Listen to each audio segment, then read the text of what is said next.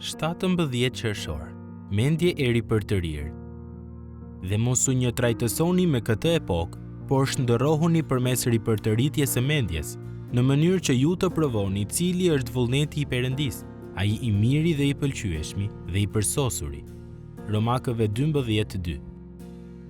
Kullat e kontrollit të aeroportit janë vende magjepsëse. Edhe pse janë dhoma të vogla, ato kanë kapacitet dhe fuqi të jashtëzakonshme.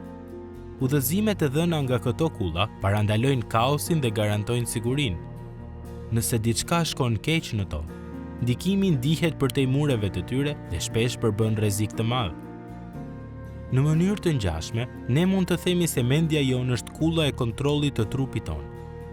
Ajo që bëjmë me trupin tonë lidhet drejt për drejt me atë që po ndodh në mendjen tonë.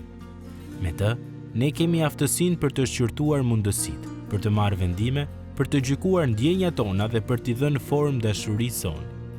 Prandaj, nuk është për t'u habitur që Pali thotë se nëse duam t'i paraqesim trupat tanë si flitë të gjallë, si reagim i duhur ndaj përdallimeve të Perëndisë që na janë dhënë në Krishtin, Romakëve 12:1, mendja jonë është vendimtare.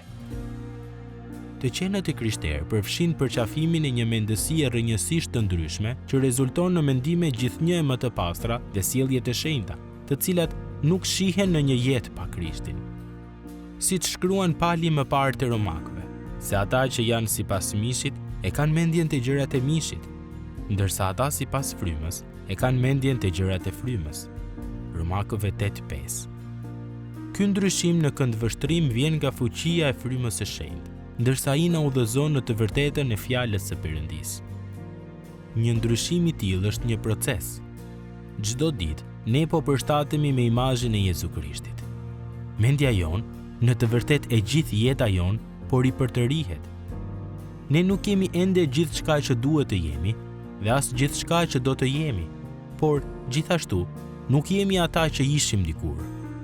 Kur mendja jonë është nën qeverisjen e frymës së Perëndisë dhe të fjalës së Perëndisë, gjërat e tjera do të shkojnë pashmangshmërisht ashtu siç synon ai. Ne kuptojmë se rruga e Perëndisë është më e mira dhe jemi të kënaqur të ecim në të. Ne mendojmë para se të veprojmë. Ne nuk pranojmë të formohemi nga modelet e kësaj bote, duke mësuar të shohim se ku po na serviret një mendësi që bazohet në një gënjeshtër dhe jo mbi të vërtetën e fjalës së Perëndisë. Prandaj, kini besim se fuqia e fjalës së Perëndisë do ta ripërtëri mendjen tuaj dhe kërkojini frymës që të veprojnë në ju.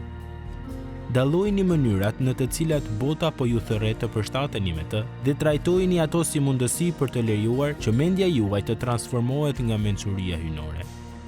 Mos e bëni këtë sepse duhet bërë, por sepse është gëzimi juaj. Pasi ju e dini se thuhet, luma i njeriu që ka gjetur urtësinë dhe njeriu që ka përfituar arsyen, sepse fitimi i saj është më i mirë se fitimi i argjendit dhe fryti i saj vlen më tepër se ari i kulluar. Rrugët e saj janë rrugë të pëlqyeshme dhe tërë shtigjet e saj janë paqe. Fjalët e urta 3:13 deri në 14 dhe 17.